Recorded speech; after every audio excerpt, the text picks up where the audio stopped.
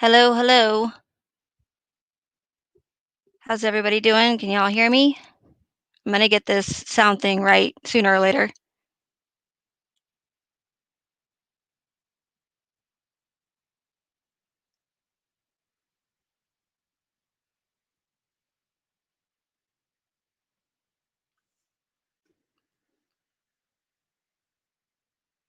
But I just wanted to get on real quick and go over a couple things that I can't believe I forgot, but I did to mention in my last live that I did.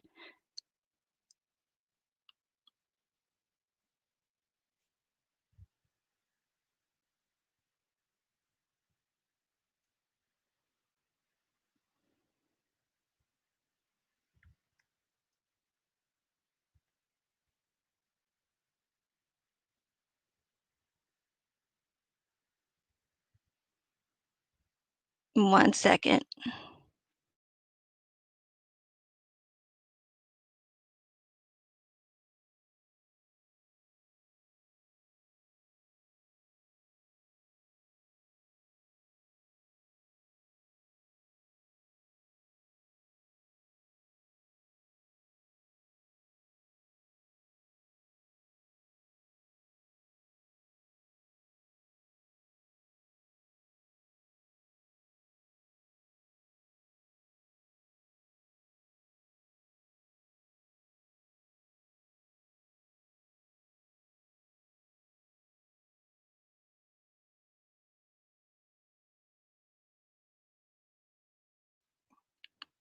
Okay, sorry. I just wanted to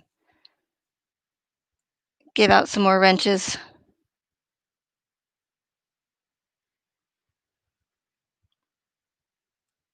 Hey T, hey Shan, JL, Casey, thanks for being here. Um, but yeah, so okay, you guys said you can hear me, right? So loud and clear. Okay. So what I was saying was is that in my last live I forgot to bring up just a couple of things. And so I wanted to go over those real quick and go over and show you guys. I know most of you have probably seen it if you've been following me for a while. Um, but there's a lot of connections that I brought up, in past videos that were kind of just scattered all about. And the connections and the similarities in this case, the predictive programming, it's all super important to what I'm doing and what I'm trying to show everybody. So I might just periodically through, or in the next, or in future lives, I might just go over and show you guys them again.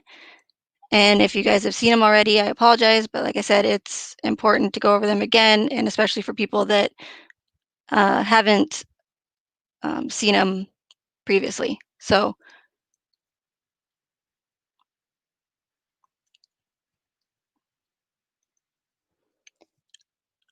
what I want to do first is I want to show you a clip from a previous American Horror Story Connections video I did.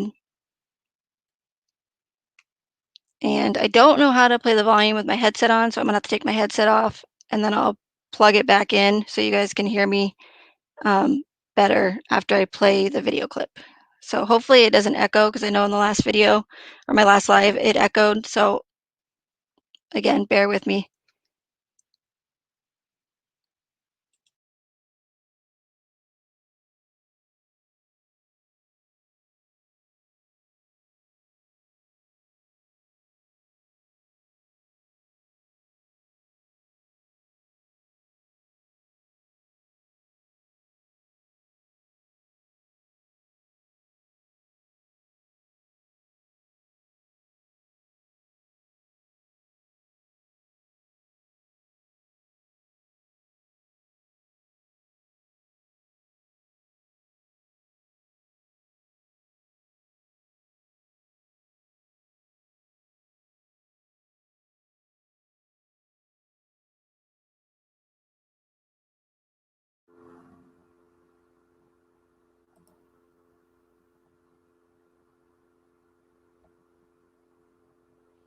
Okay, so I'm not going to make it big screen, or well, not big screen, but full screen, because I just wanted to play without any buffering. So you guys don't really need it full screen anyways, I don't think.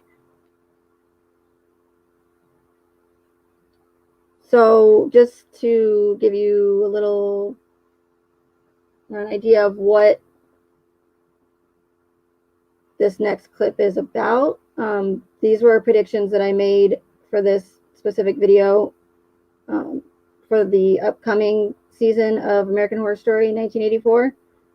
And for some reason, in this Watts case, there seems to be some sort of fascination with the year 1984. I don't know if it's a George Orwell thing or what it is, but we have, Shanann that was born in 1984, and then we have the AHS season 9, 1984, that was titled 1984. And the next clip that I'm going to show you, or the clip that I'm going to show you, is 1984 is also significant. So in the clip that I show, we're going to be looking at Chris Watts' interrogation. Like I always say, if you want to call it that, we'll just call it that because that's what they say it is. But it's his interrogation, and Tammy and Coder are interrogating him, asking him questions, and Tammy Lee brings up a specific murder, high-profile murder case that happened in 1984. So I'm going to play it, and then I'll discuss it a little bit further. Okay, here we go. And again, let me know if you guys can't hear it.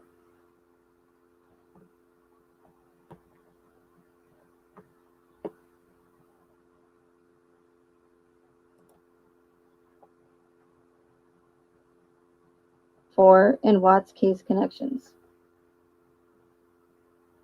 During his August 15th interview, Tammy Lee asked Chris if he heard about a homicide that happened in Aurora where a man beat a family to death with a ball-peen hammer. Did you hear about the homicide that happened in Aurora where the guy beat that family to death with a ball-peen hammer? The only person that survived was a 3-year-old sibling. And that sibling grew up to be a total mess. No family, no mom and dad, no brother, sister. Just her by herself. There were multiple hammer attacks in the area before the Bennett family murders. One of the murders took place on the day Shanann was born, January 10th, 1984. There were other cases. On January 4th of 1984, a couple was attacked. On January 9th, a flight attendant. The next day, 50-year-old Patricia Smith was killed with a hammer at her home in Lakewood. A week later, the Bennett family murder.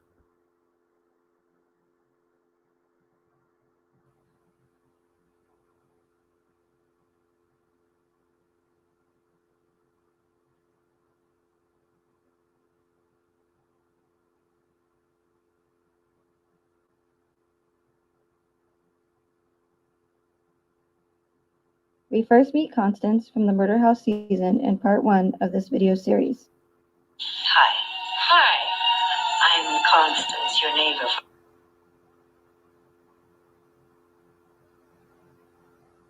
from next door. I'm Constance, your neighbor from next door. In 2018, Chris Watts' status hearing was changed from November 19th to Election Day, November 6th. At the time, the district attorney did not give a reason for changing the date.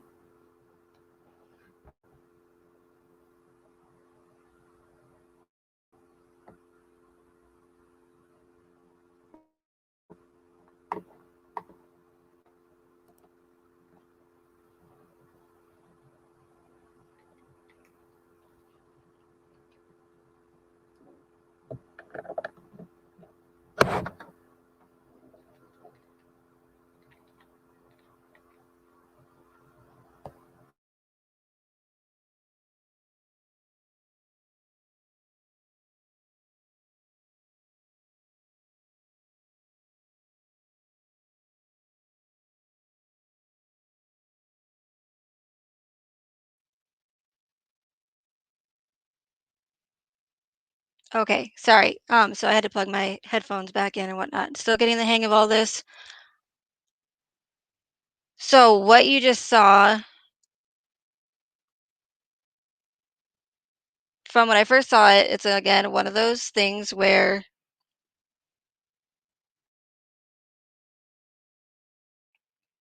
it was one of those odd moments, like, okay, that's really weird. Like, why is Tammy Lee bringing up this um, really, a homicide case that happened years ago? So what I did is I went and just Googled the keywords that Tammy Lee brought up to Chris and ended up finding um, the Bennett family murders, where this guy went around or he ended up killing the parents, and then the daughter ended up surviving, like Tammy Lee says. So I was like, why would Tammy Lee? What's significant about this? Why is she telling Chris this? Why does she want Chris to know this? Because it seemed again out of place, and which is why it piqued my interest to go and look it up. And come to find out that not one of the family members, but before he had done the attack on the Bennett family, he ended up going and attacking other residents. And one of the people another person that he ended up killing before he was convicted for the Bennett family murders, was a woman who, and on this date that he attacked her, was the same exact day, same year that Shanann was born, January 10th, 1984, as you saw in the video. So what are the odds that Tammy Lee would feel the need to tell Chris about this specific murder case? Which, I don't know if you guys have ever heard of the Bennett family murders, but it was as far as I know, a big deal. And I think they ended up catching the guy just recently, last year or something, and tracking him down. But that's not important. But um, so I found it odd when I was looking to see if there was going to be any clues to the 1984 American Horror Story season coming up. And lo and behold, here's a murder that happened 1984, January 10th, so it's almost like, I don't know what it's called, but taking one life and a new life begins almost. I don't know. But either way, it's strange, and it's again one of those breadcrumbs that they left for us, hoping that we would find it and look for it and say, um, why is Tammy Lee telling Chris this? So these are the breadcrumbs and these little clues that they're leaving for us, and they're mocking us with, that I'm trying to show you guys, um, and that I don't know the exact percentage, but the majority of the information that was given to us in the discovery and in the body cam footage and whatever, wherever, anything to do with the case, it it was all there. It was all put there for a reason, because they wanted us to see it and they wanted us to search it, and you know, I don't know if they want us to find these breadcrumbs, but it's it's like a game to them, and they like leaving these little clues and all these orchestrated events because they just think they're so clever, and it's just like a game to them. And I don't know if it's because they're mocking us, or to me it seems like they're mocking us, and again, they think they're so clever. So for those of you that have seen that already, I apologize, and for those of you who have not, that's why I wanted to show it. But even if you have seen it already, it's important because, again, all these clues that I'm showing you guys all have to do with what else I'm showing you guys, is that this case was an orchestrated event. And they're pretty much throwing it in our faces. And it should piss anybody off.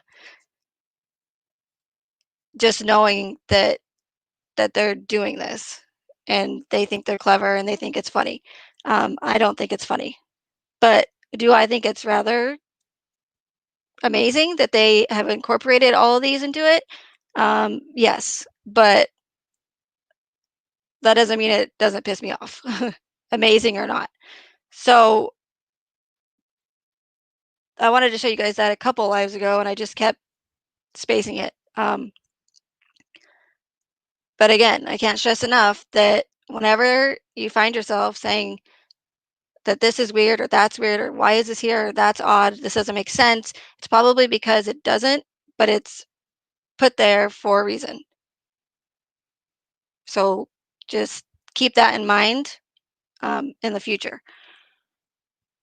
So I'm gonna try not make this live too long, but it's stuff that I just really wanted to get out to you guys and show you guys. So the next thing that I want to show you guys is something that I meant to bring up in the last live, which is another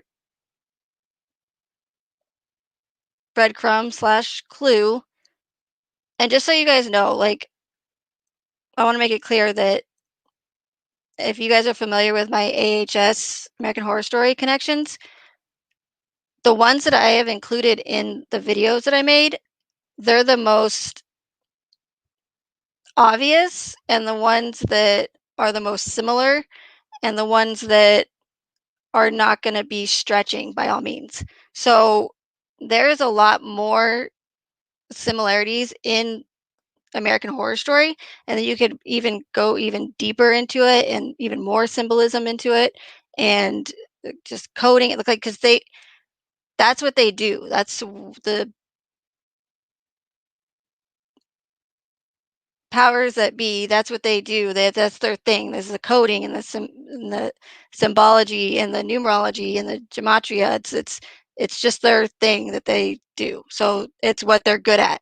So there's probably not probably, I'm sure I know there's a lot more that I've missed that you could really, just dig your teeth into and find and just decode. But the ones that I put in the American Horror Story in my videos, those are going to be the ones that are the most obvious and ones where I'm not going to be stretching, where I had to like look for it and say, and just really stretch it to the point where it's like, okay, that like, no, these are ones that are too similar and too exact to be coincidental. So I just want you guys to know that I could have included a lot more into the videos, but again, I didn't want people to think I was stretching by all means. So I just want to let you guys know that. And a lot of these clues that I've been finding recently have just been honestly by complete accident. Just by playing trivia on a friend of mine, her channel, she does trivia. Her channel is Shan Camp, by the way, SHANCAMP. You should check out her channel. It's awesome. Thought I'd throw that in there. But she did a serial killer trivia one night, and it just so happened that some of these connections came up, and I was like, whoa, wait a second, that sounds similar to something in the Watts case. So it furthered me to go and look it up. So like I said, a lot of these I have searched them, but a lot of them just recently have been finding by like pure accident. So let me share my screen so you can see this.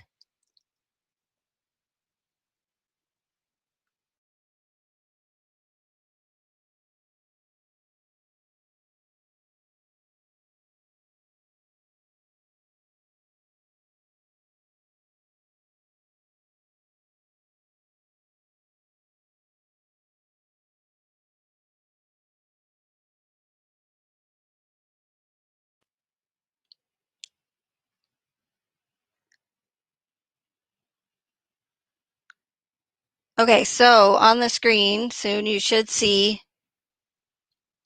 a Wikipedia page of H.H. Holmes, who was a serial killer. And again, like I said before, the people who are or were controlling the Watts narrative or storyline, whatever you want to call it, are or were incorporating people and names and scenarios from other real life serial killers, slash murderers, slash homicide cases, um,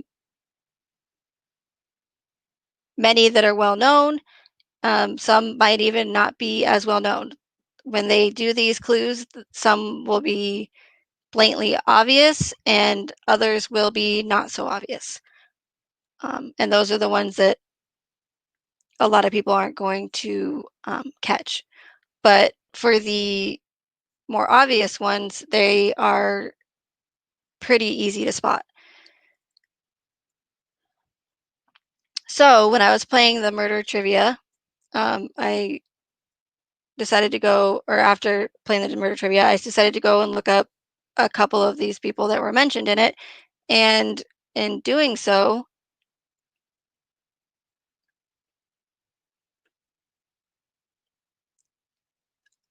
looking H.H. Holmes up, if you look to the right under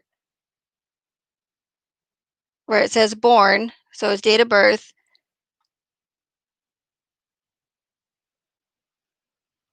it says May 16th, 1861. And so for those of you who are familiar with this case and have researched it, you'll know why that birthday is significant.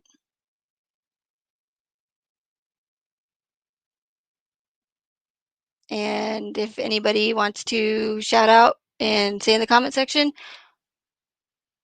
or in the chat who they think it is, I'll wait.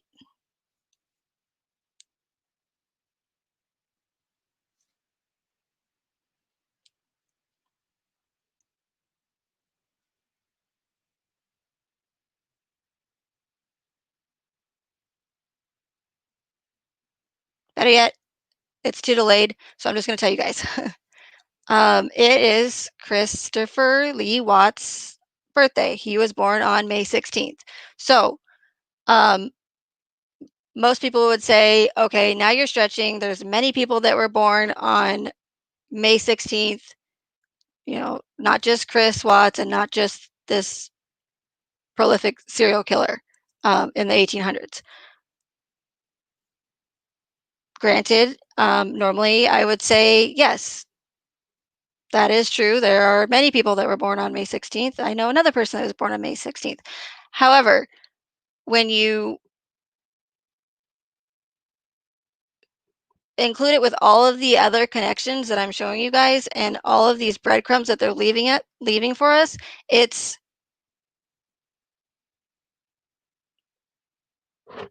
not as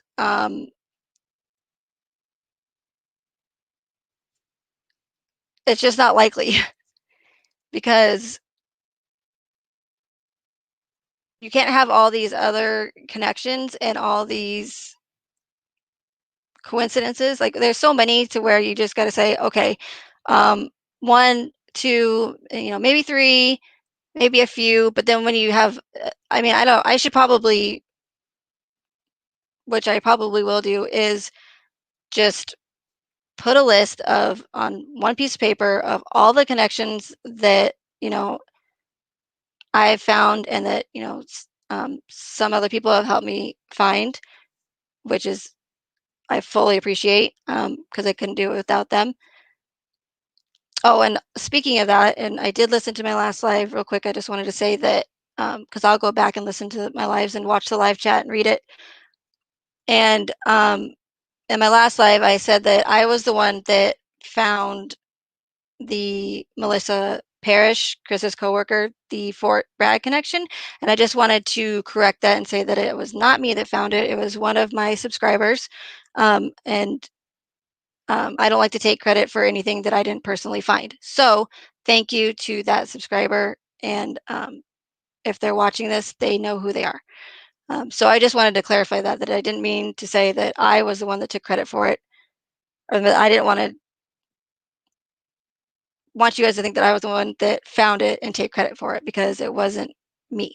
So that being said, let's continue.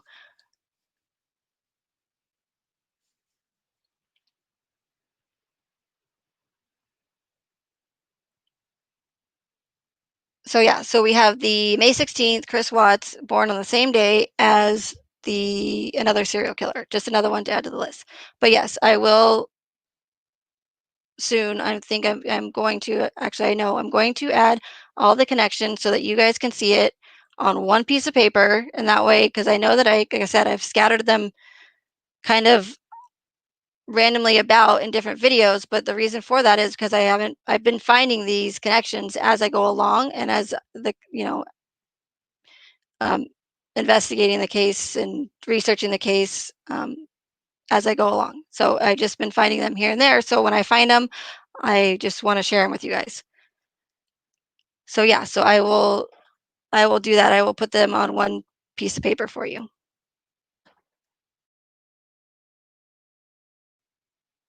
Let me pull up the next screenshot for you guys. Give me 1 second.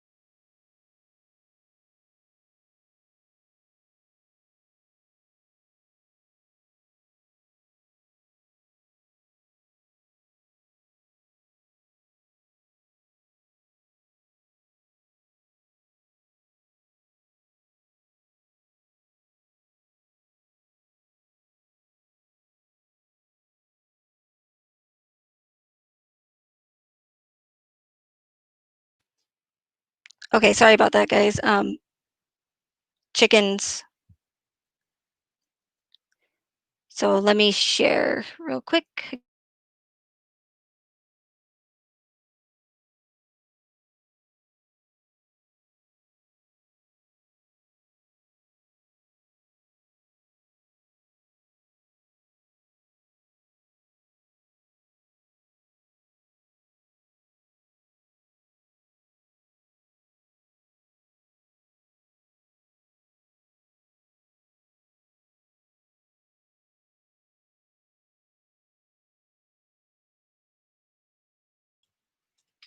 Actually, before I show you the next screenshot, um, there's another connection that I came across that I don't need a screenshot for. But for those of you that follow the case, there is, or I've seen a lot of people say, well, they all know, you guys all know about the blue gloves that were found in the house, right? And I've seen many people say, why did they only what? There seems to be a fascination with the blue gloves, and why did law enforcement, why did they only take one of the gloves? I thought it was weird again at the time, but I didn't understand why they only took one glove as evidence. I believe there was one on top of the fridge, and then there's one in the bedroom. Correct me in chat, please, if I'm wrong on that. But yeah, one on top of the fridge, and I don't know which one they took. It's not really relevant to what I'm about to say, but again, just randomly hearing people talk about certain things is when a light bulb, and after listening to some people talk about the O.J. Simpson case, I don't know why I didn't think about it before, but if you're familiar with the O.J. Simpson case, you'll know that there's the famous glove didn't fit, right?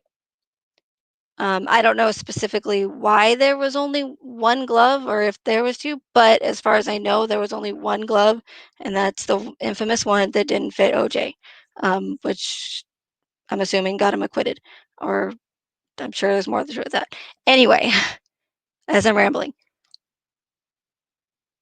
here's another breadcrumb that they left for us. There's one of those things again where I said, if it sounds weird or it's weird, it's probably because it is, and but it's put there for a reason. So the reason why I believe that they only took one of the blue gloves from the Watts house is one of their breadcrumbs that they left in connection to compare it to the O.J. Simpson case. O.J. Simpson case, one glove. Watts case, they only took one glove. So as I said before, they're taking the scenarios and people and the names and incorporating them or incorporated them into the Watts case as their little game, whatever. But that's what they're doing, you guys. And whether or not you believe it's real or a psyop, that's what they're doing. I mean, to me, it's clear.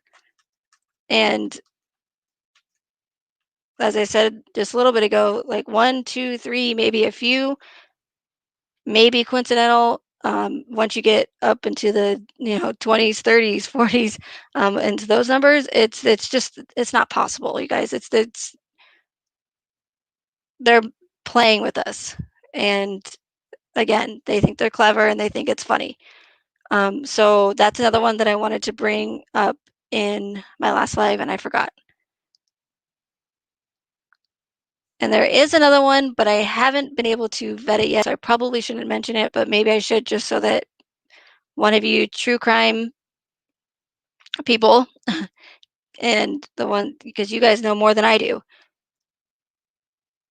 is I heard, and again, in Shan Camp's serial killer trivia, somebody mentioned that Ted Bundy was camping with somebody. I'm not sure. Like I said, I haven't been able to had a chance to vet it yet, but um, hopefully you guys can do that for me. He's camping with, I don't know if it was with his girlfriend or if it was with one of the people or one of the women that he murdered, but someone mentioned in the trivia game that he left the campsite to go and commit one of his murders. And that's when I thought, that's weird, because I specifically remember this whole thing about how Chris said that when they were camping, him and Kessinger were camping at Zapata Falls or at the Great Sand Dunes, that Kessinger left the campsite in the middle of the night for however long, and then ended up with no reason, and then just ended up coming back later in the middle of the night. So this one you might consider a stretch, but I don't ever discount anything, and it's definitely something to keep in mind, because if he did do that, then that would be another breadcrumb connection to Ted Bundy and the Watts case.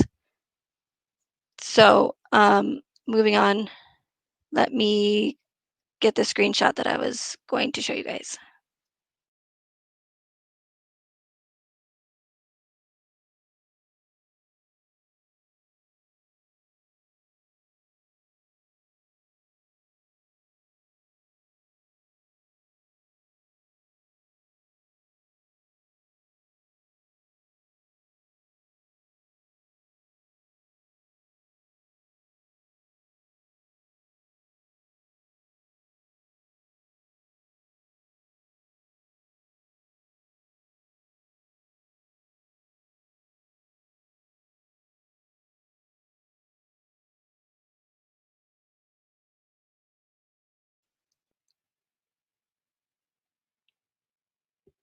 And again, I'm sorry if I'm ignoring anybody in chat or if you guys are asking me any questions, but I can't pay attention to the chat and do this as of yet. I just, again, try to get through these with the least amount of technical difficulties, and just to make it through them pretty much.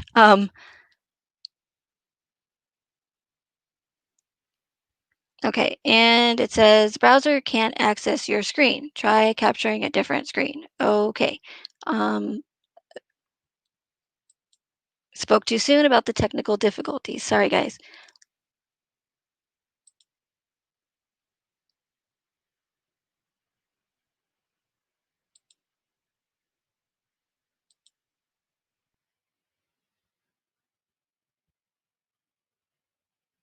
Okay, so now you should see screenshot here any second.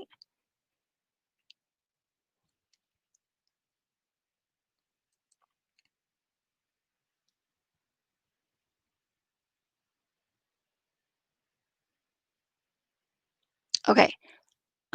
So in my last, not my last live, well, in my last live, but my last video, I mentioned the Illuminati family bloodline names, and one of those names being Lee, which could be significant to why we see so many Lees in this case. Um, so while I was reading about the Lee family, I started looking at just some of the other bloodline names that were in this book. And one of the bloodlines I came across was the DuPonts. If I don't know if any of you are familiar with the company DuPont, but or if you're familiar with NASCAR, but if you are familiar with NASCAR, you'll know that DuPont is one of the main, what's the word I'm looking for? Sponsors. DuPont is one of the main sponsors on a very famous um, NASCAR driver. And it piqued my interest because I remember that in the Watts narrative, we were told that Chris is a master mechanic and that he went to NASCAR college. So when I saw DuPont, it piqued my interest and I started reading about it. I'll leave the link to this person's PDF, or I'll leave the link if I can leave it for the PDF. Anyways, try to leave a link. If not, I will leave in the description the name of the book and the author for you guys. So you guys can go back and look at it if you want later.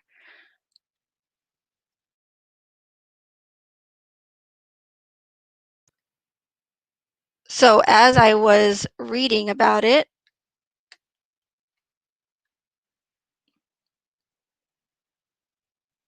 without making you guys dizzy here, let me see if I can find it really quick.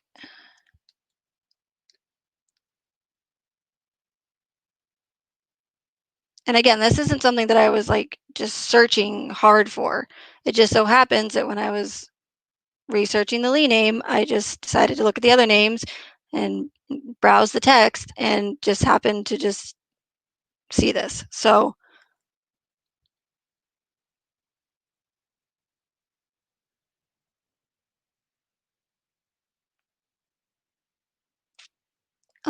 let's see. Sorry about that.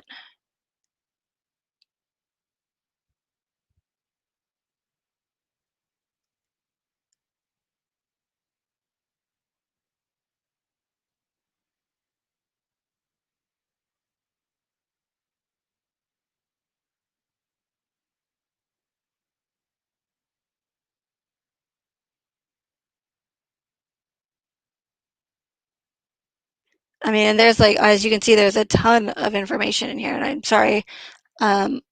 Right when I thought I was completely prepared,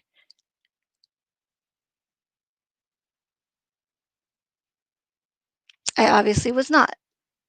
So I have it in my screenshots on my phone, so let me just check for that really quick for you guys. Sorry.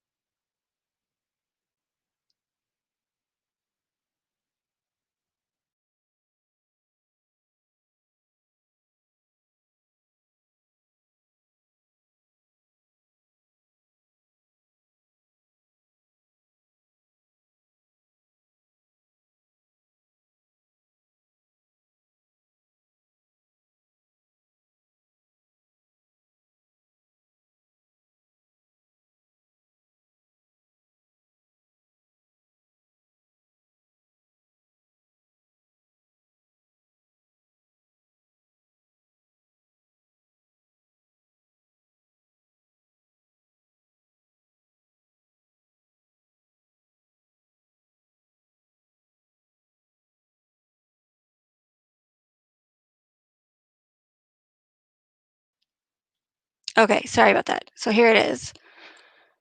So as I was just browsing through the text, I saw this date pop out to me.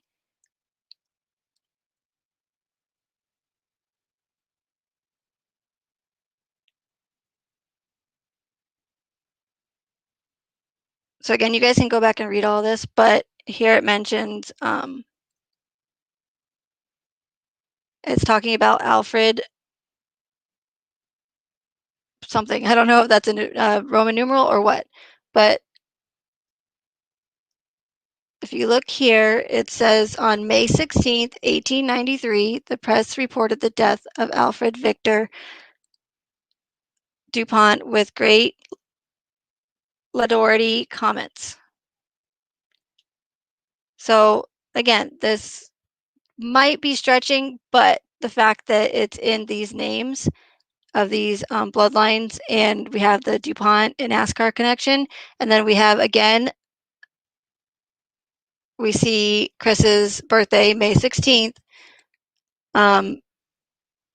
It's up to you on that one to decipher whether or not you think that's stretching or not. But like I said, I don't discredit anything, and it doesn't hurt to put it out there. So that's another one of the connections and breadcrumbs that I wanted to show you guys in the last live, and I forgot.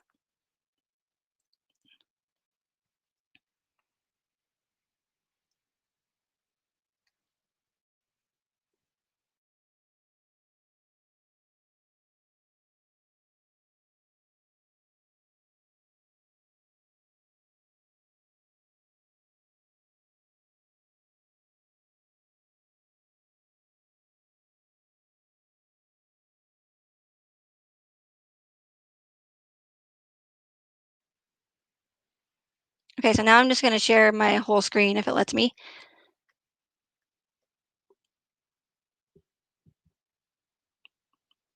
So this next connection slash breadcrumb that I found was rather,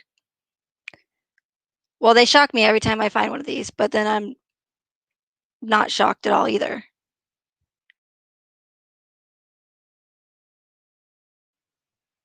At the same time. So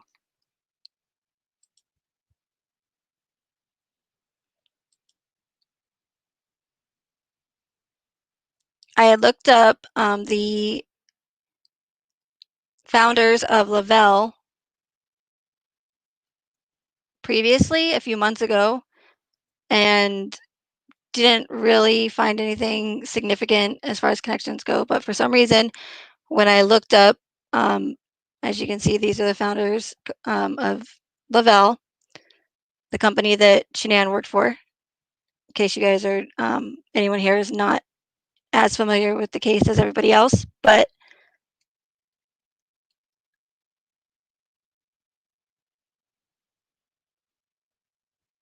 I looked up Jason Camper again, and when I did,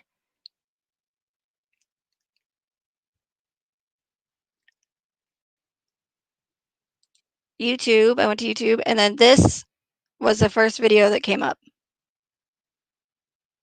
And I was like, Jason the Camper, okay, that's weird, Jason the Camper. So, and then here you can see, Jason Camper and Paul Gravett videos pop up. So it was just kind of crazy because when I had searched for them before, this video of Jason and Friday the 13th, this cartoon, didn't pop up before as far as I know, from what I remember. So that, again, was like, okay, that's really strange. Why is this Jason the Camper cartoon coming up?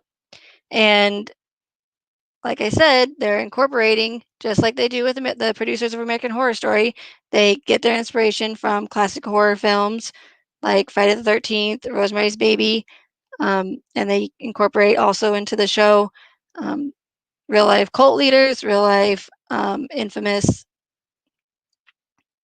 serial killers, murderers, etc. So again, it's the same thing that they're doing with the Watts narrative and the storyline. So again, I was shocked to find this, but I wasn't all that shocked either, just because of all of the other connections and because I know what they're doing. So I went to the internet and I searched for Jason the Camper, and because I wasn't really sure what the cartoon really meant. Um,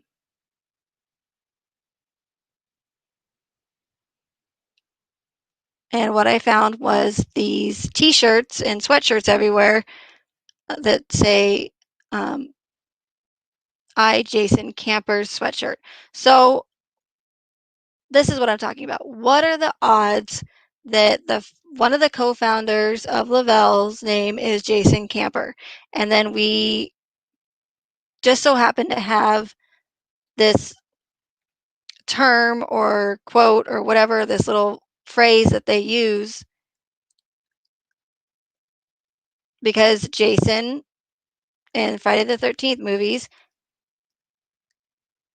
killed campers. So we have Jason, I Jason Camper's sweatshirts and t-shirts and this phrase.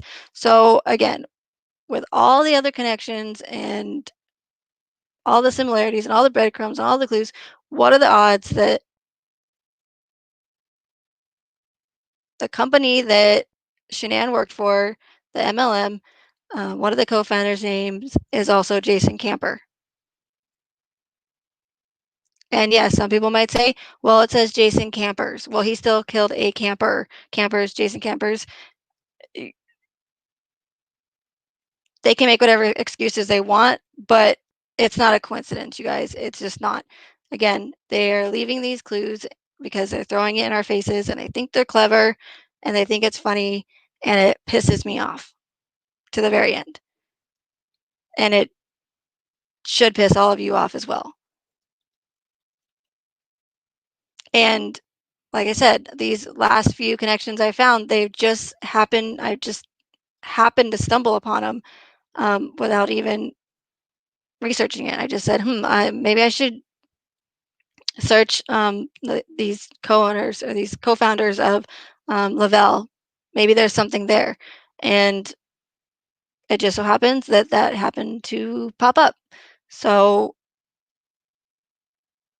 there we have another breadcrumb.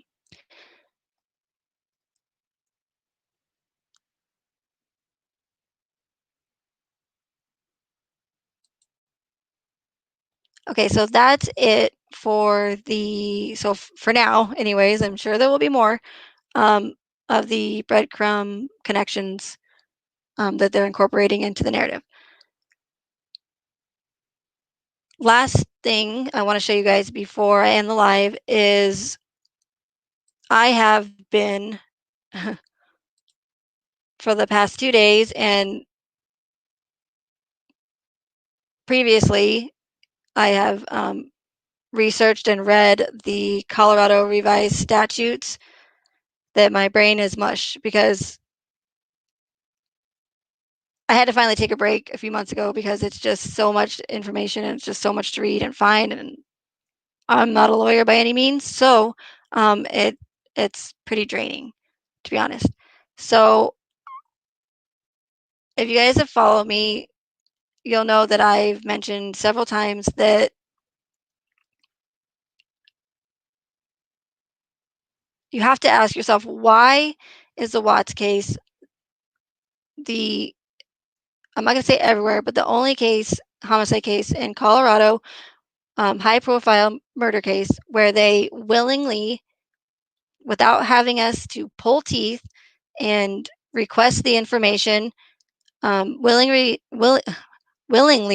released the amount of information, because again, it might seem like a ton of information, but in reality it's not. So like I said, I say that it's the amount of information that they did release willingly. You have to ask yourself, why is the Watts case the only homicide case where they did that? Again, without us having to fight for it or request it from Cora or FOIA. Why did they willingly just hand us this information and act as though they're being so transparent when we know that it's far from transparent? Because we've been left with more questions and answers than other homicide cases where they didn't release the amount of information they did. So why is that? Why is it that this should be, open and shut? There shouldn't be inconsistencies. There shouldn't be discrepancies with the amount of information they release, and as transparent as they say they are claimed to be. Why are there so many inconsistencies and discrepancies and questions that they have not answered for us?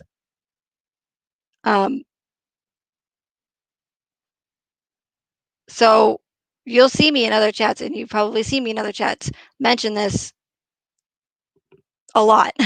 And I know I'm like beating a dead horse, but I have to, because it's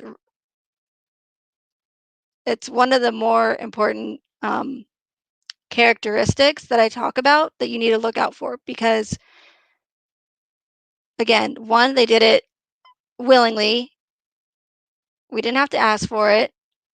And that's one of those things where you have to say, that's weird. Why did they do this for this case and no other case? Secondly, you need to ask yourself, why not now? Because now we know that they've gone back and started redacting stuff out of the discovery. Why they do that, I'll never understand, because it was already unredacted for over a year before they started redacting stuff. And I'm sure there's a number of people that downloaded it to their computers where they wouldn't be able to redact it. And we already have the information. We've already been making videos about it. So why they go later and redact it, it doesn't make any sense to me. But when they first released the discovery, I don't know why it says redacted either when you go to the document cloud to get the discovery, because none of it was redacted. Well, I shouldn't say none. About 99% of it wasn't redacted. So you have victims' personal information that was not redacted. You have witnesses' names, addresses, not redacted. Co-workers' names, full names. I don't remember if their full addresses were there, but it wouldn't be hard to go and look up their addresses with just their full names. Neighbor Nate's, his birthday wasn't redacted. We know his address. We then also have on the body cam footage, we have the neighbors that were interviewed asking if they had seen anything suspicious in the area. And when they were handing out flyers, we had the police officers go into these neighbors' homes, ask them what type of security they have in their homes, whether they had security cameras or not, whether they had an alarm, whether they had a Ring doorbell. There was a woman who was telling the officers that she just got back from vacation and how she has no security cameras and no alarm system, and that her husband is in the basement working on his hobby or doing something 8 hours a day, so he's in the basement most of the day. So now, after releasing this information, millions of people know that this woman just came back from vacation. They know what the inside of her home looks like, what's in that specific area of her home, whether or not she has security cameras, what time she goes to work, personal information that the public should not know. And know that her husband's in the basement this many hours a day.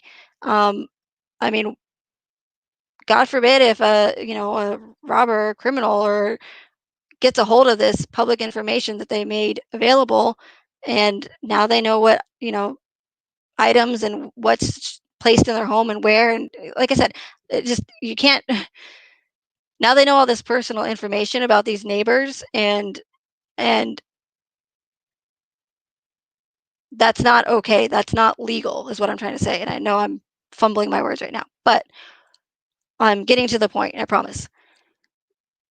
Legally, you cannot release personal information of people who are involved in a case, whether it be a homicide case, whether it be a insurance fraud case. All that information should be redacted. And I've mentioned in other videos that if you go and you find on the document cloud, if you find other homicide cases from, and I just did specifically Colorado, but I can imagine if you do anywhere, if you find other discoveries and other case documents, 99% of those documents are going to be redacted because it protects the people's identity that are involved from people getting their information that shouldn't have it. So why is it that you can go and look up other homicide cases and other discoveries in Colorado, that whether it be the CBI or the FBI that covered it, and it's all redacted, except for, and I don't mean all, but 99%. So normally the only people whose information or persons whose information is not redacted is either because they're a victim and they were killed and they're deceased, or whether or not they are the perpetrator themselves or the killer, and because they are either incarcerated or they themselves are also deceased. So the rest of the people involved, their information is always supposed to be redacted for their protection. So why is the Watts case the only one, and the only one that has inconsistencies, and that they just willingly released, here you go, guys, we're just being transparent, here you go, this is what we do? No. Why is it the only one where the parties involved, why was their information not protected? Why was it not redacted before they released the information to the public, the discovery? So I've been trying, my point is I've been trying to say that it's super significant because it's not done any other time. And you have to ask yourself why. So I know that me saying that to you guys, that it has to be redacted, the personal information they have to do it. I know that's not enough to convince a lot of people. So that's why I spent the last 2 days reading the Colorado Revised Statute so that I can show you guys proof, because that's what my channel is about. And I want to show you guys that I'm not just talking out of my ass and saying and expecting you to believe me. Because just because I know that doesn't mean that everybody else does. So in doing so, what you're looking at is, this is South Carolina, but I'm going to show you from the actual statutes next, but I just wanted to show you guys this privacy protection for filings and for discoveries. Okay, so redaction, I think we all know what that is, but a person filing a document in paper or electronic format shall not include or will redact where inclusion is necessary the following personal identifying information. 1, social security numbers, taxpayer identification numbers, driver's license numbers, passport numbers, or any other personal identifying numbers. And this is where it's even more significant and even more of a red flag, because in number 2, it says names or minor children. So a minor is anybody under the age of 18. We know in the Watts case that Nicole Atkinson's son, Nicholas Atkinson, was on the body cam footage. His full name was in the discovery, not redacted. His driver's license picture, and I believe that I want to say that that part was redacted from the very beginning. However, his name should have been redacted. Full name should have been redacted from the discovery. And his face should have also been blurred in the body cam footage. By law, they have to blur out someone's face that's a minor or underage for their protection, as well as redact their name. So the fact that this wasn't done in the body cam footage in the Watts case or in the discovery should be a huge, like one of the bigger red flags to everybody. So it says to names of minor children. If a minor is the victim of a sexual assault or the victim in an abuse or neglect case, the minor's name must be completely redacted and a term such as victim or child should be used. In all other cases, which would include the Watts case, the minor's first name and first initial, the last name, or only the minor's initials should be used. And again, that wasn't the case in as far as the Watts case goes. Because we know Nicholas's full name, and they even put a picture of his driver's license on there. So that is not protecting him at all, by all means. Next 3 is financial account numbers, including any type of bank account numbers, personal identification number, PIN code, or passwords. I don't know if they would include, if this is just for financial and bank account, but we know that they gave us Shanann's passcode, Chris's passcode to his phone. We know his USAA, that they banked with USAA and Chase, and that's not even the most important. But number 4, home addresses of minors, sexual assault and abuse and neglect victims and non-parties. If a home address of a minor sexual assault victim or non-party must be included, only the city and state should be used. So we know that it's not like hard to just go look up anybody's first and last name and find their addresses online. So that's why it's really important to redact parties involved, their names as well.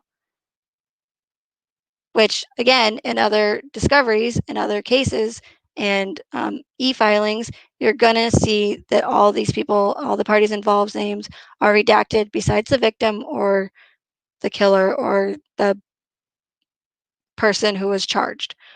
And even then, their information, some of their information should be redacted.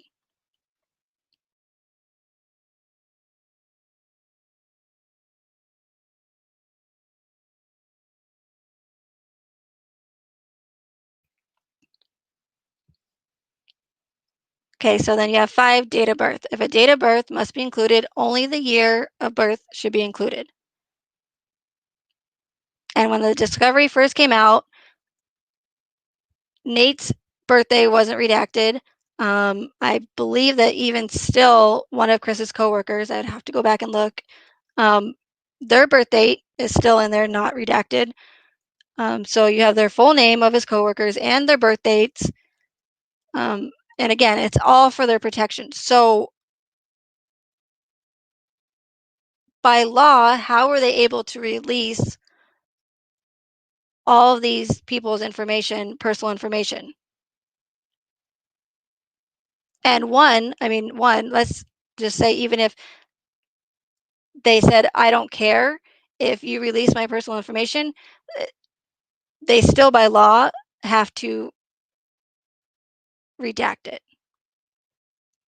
And I highly doubt that everybody involved in the case is just going to say, you know what, that's okay, sure, just go ahead and release my name and, and the state and the city that I live in, because it's fine, don't worry about it. No. And all these neighbors, if it were me and I was being questioned and they released the inside, what, my name and the inside of what the inside of my home looked like, and everybody, that all the whole public can see, how long my husband is in the basement for, how many hours a day, and if I have security cameras, that would not be okay with me. And then you have the other neighbors that have their kids, they answer the door and they talk about the van or the truck or the guy threw the beer can out. By law, those kids are minors, they're under 18, their faces should have been redacted and blurred out on the body cam footage by law. And I know I keep repeating myself, and I'm sorry, but like it's just so important that people understand that it's not okay and it's not legal to do. So again, why is the Watts case the only one where 99% of the personal information of these people was not redacted? It may be redacted now, but for over a year and a half, it was completely available to anybody who chose to go and look it up. So now that's just an example from, you know, from a different law website. So now I want to show you guys, before I end this, the actual, from the actual Colorado revised statutes.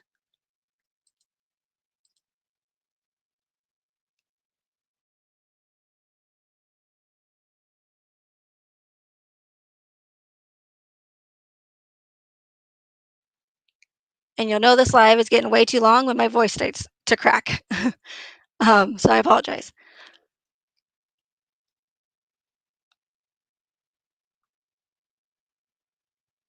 So if you go into the Colorado revised statutes and you can, I'll put the link in the description for you guys, but you can put in keywords, and I just went in there and I put in, you know, redacted, discovery, just different keywords, and just, again, 2 days straight I've been reading this. So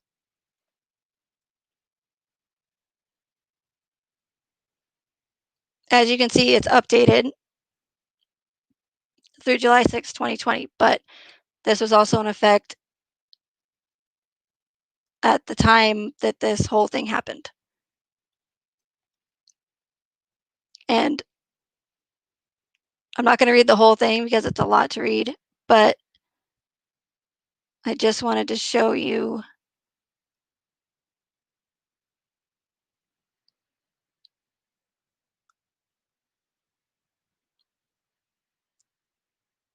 a specific part.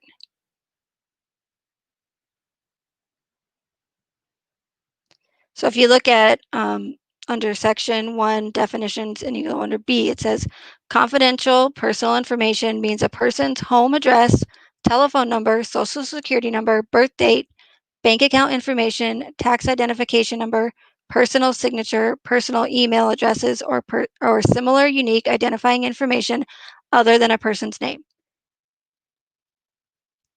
And then under C, it says custodian, which would be Amanda Purcell, who manages all of the, you know, evidence and the discovery documents and the body cam, whatever. Anything that you're going to request through Quora, she's going to take care of it, and she's going to compile for you because she's the custodian.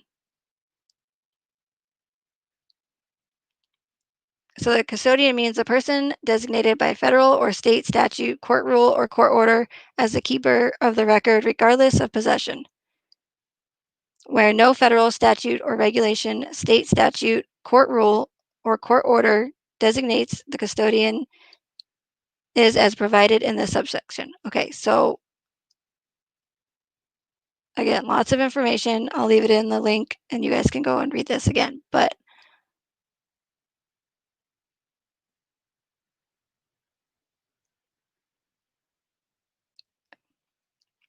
if you look at section H, personnel file means and includes home addresses, telephone numbers, financial information, and other information maintained because of the employer-employee relationship and other documents specifically exempt from disclosure under this rule or any other provision of law.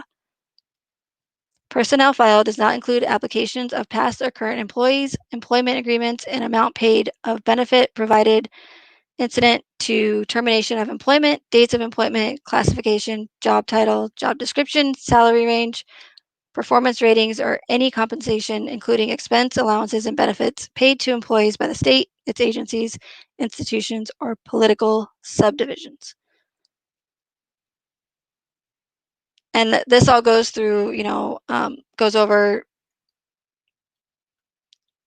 you can find what should be deemed not in the public interest and why they would deny certain information. I mean, it's all in the statute. You just have to find it. And sometimes it's not as easy as it might seem.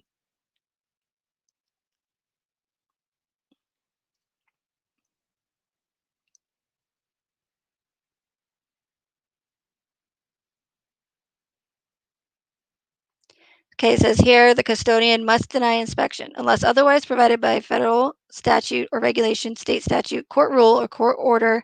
The custodian must deny inspection of the following records. 1. Medical, mental health, sociological, and scholastic achievement data on individual persons and groups from which individuals can be identified, unless requested by the person in interest. 2. Personal files, which is what I read above. And then again, goes into more that they cannot disclose.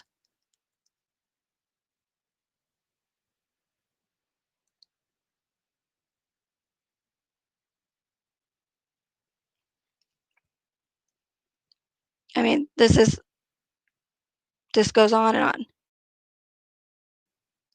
Here's your procedure to access records. If you wanted to request anything that has to do with the case.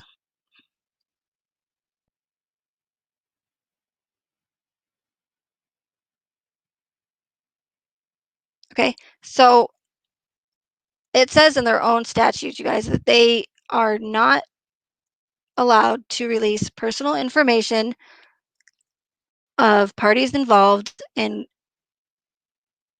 whether it be a homicide case or a whatever. I don't need to give examples for you guys, but the point is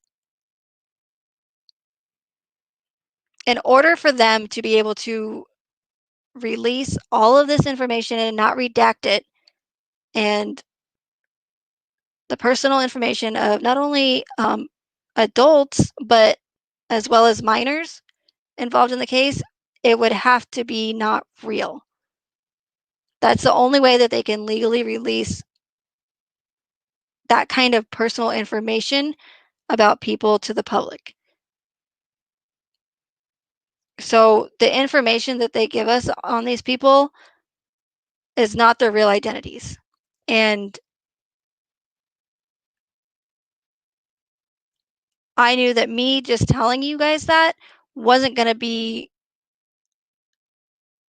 not that it wasn't going to be enough for you to believe me, but again, I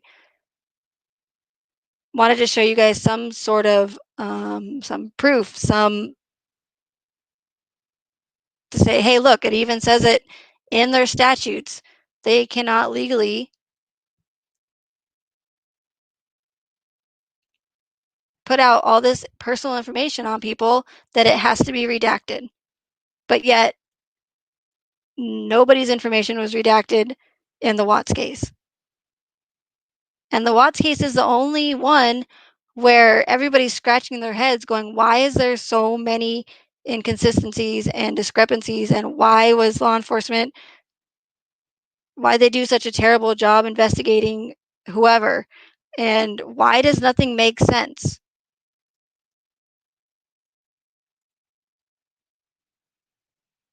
So if you think about it like that and you think, why were they so willing to just give us all this information, just, without having to fight for it, and just so acting like they're so transparent? And why is there no, why is none of the discovery redacted, and why, and nobody has a problem with all their personal information being released to millions of people? And why are other cases and discoveries, why are they all redacted? But then we have the Watts case that nothing makes sense, and it's different from all the other ones. And this is where you have to put your emotions aside, or at least try to.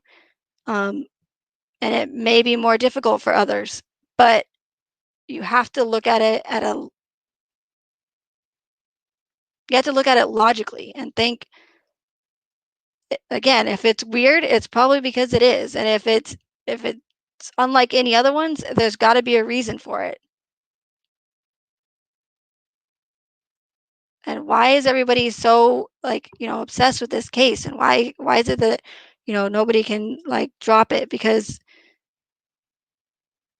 that's a part of the psychological operation, and that it wouldn't be a very good psychological operation if everybody knew that it was not real, or if everybody knew what I know, then it wouldn't be a very good psychological operation. So that would deceive the whole purpose of it. But unless you can admit to yourself that the mainstream media and the government, unfortunately, does not have our best interests in mind, and that they do lie to us, it'll be easier to accept what I'm telling you, or to see what I'm trying to show you. But I know from just seeing it from other orchestrated events and other psyops and other false flags, that when you throw, a bunch of information at people at once, or a person at one time, and you attack them and you say, what, this is all fake, that's da da da da, I can't believe you can't see it, like that. To me, that's not, from what I see, that's not the best approach. Some people might disagree with that, but it's like that with anything. You just throw a bunch of information or start making accusations at someone who knows nothing about it, not because they're not smart or they're not educated, but just because they're not educated in that particular area. So unless you know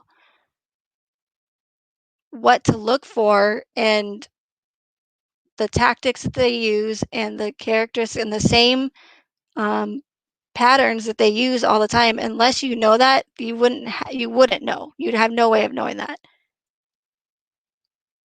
But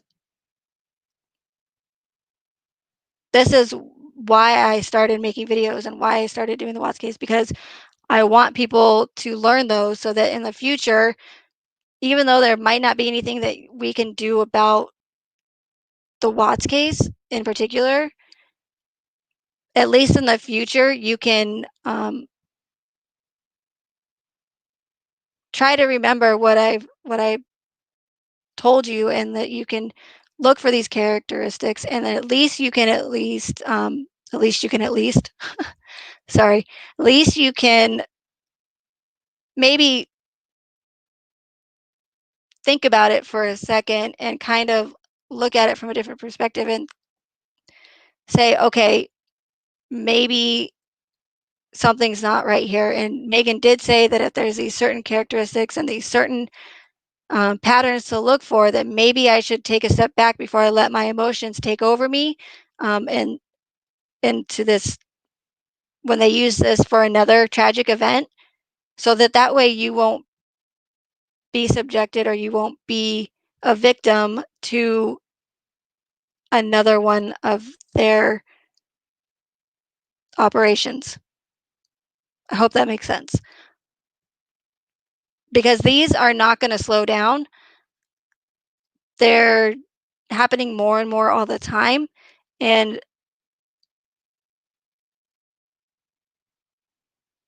they can be huge, and they can be small. But again, they use the same patterns essentially for everyone. And they will fluctuate, compared, or be a little bit different, depending on the operation, because not all of them are the same. So there's going to be characteristics that are going to cater to that specific event. But the ones that I showed you in my last live and in previous videos, the red flags to look out for, if you fill all of those, if you can check mark, ask yourself and check mark all of those, it's a good probability and a good chance that it's not real, or it's not, everything that they're telling you is not the truth. So even if there's another one in the future and there's only, you know,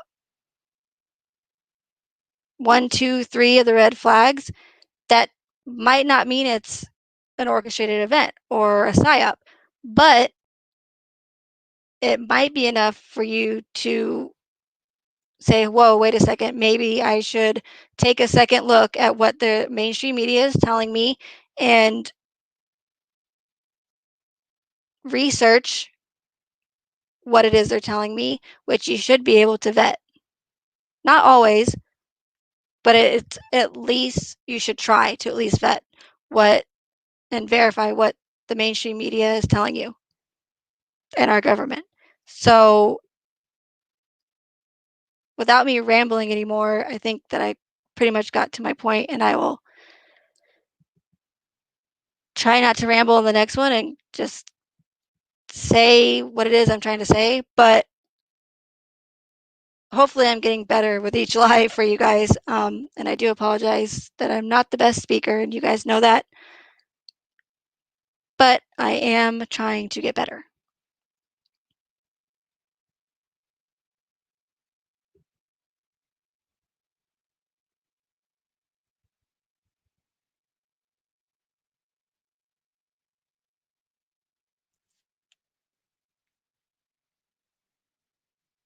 And Lexi, if you can, I'd love to hear what you had to say about why the discovery was released.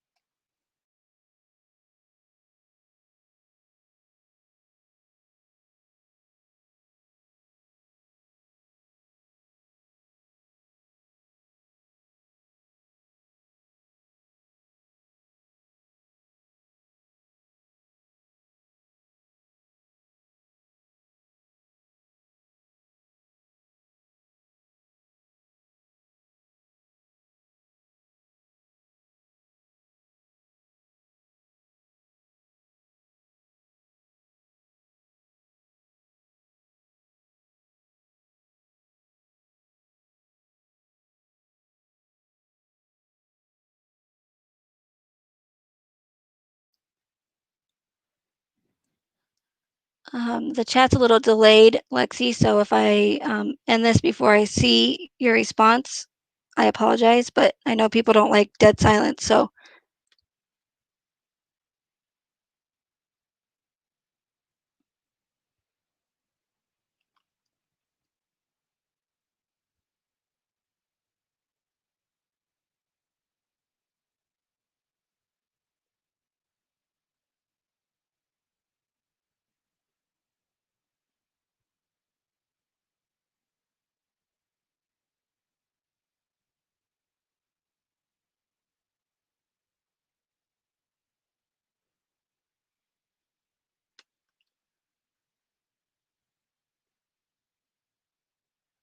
And again, not that I should have to reiterate this all the time, but I don't have anything to gain by saying that this is not real and that it's fake. I've never asked for any money. I've been making videos on it for 2 years.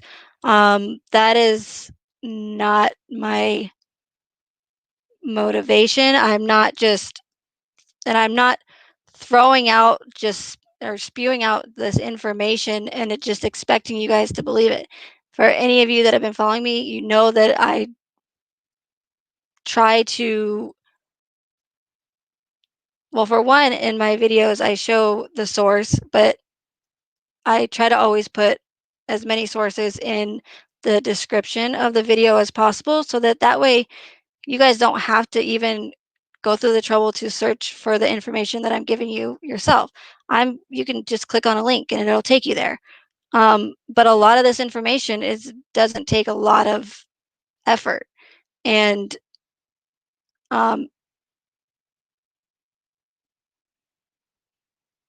it's in the patterns, and you can go and research psyops, false flags. Anything. A lot of the times, it might be a little bit more difficult to find because they have scrubbed all the information,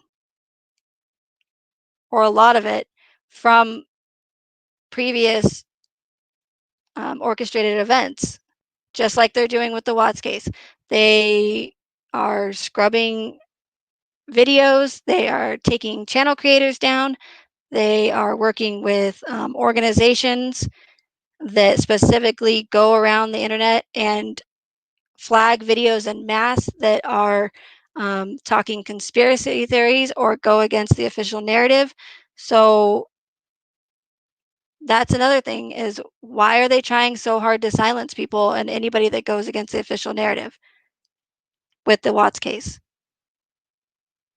That's another big red flag.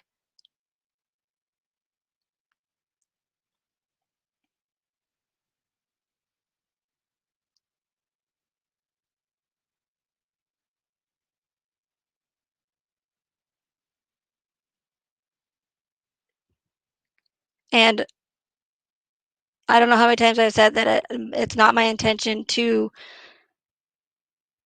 offend anybody, or that or offend anybody that has been affected by this case, because that's not my intentions. But I was worried about doing that for a year when I was making videos, and it wasn't, I think it was confusing to people, and because I wasn't being transparent and I wasn't being straight to the point because I was too worried about offending people. Well, I've come to the point now that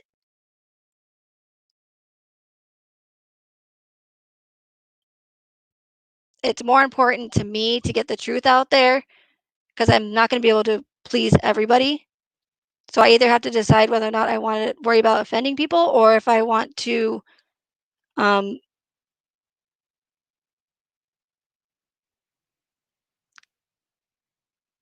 get the truth out there. And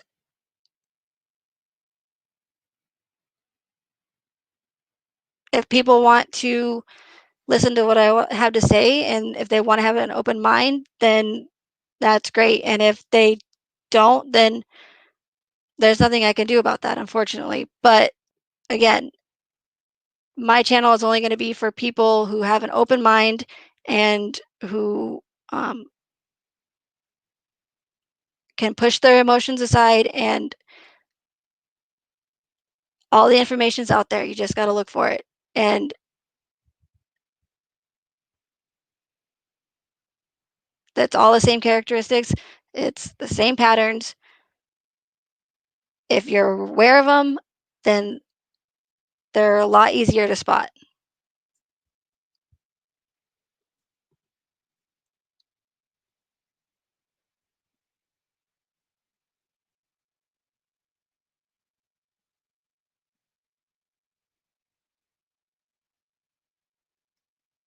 So I can see that the chat's getting kind of crazy. So I'm just going to stop rambling, and I'm going to end this.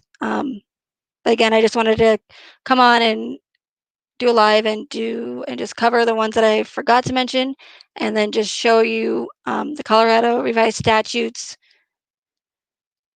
and give you documentation that what I'm saying is not just to say it, and I'm not just spewing it, that I have evidence to back it up,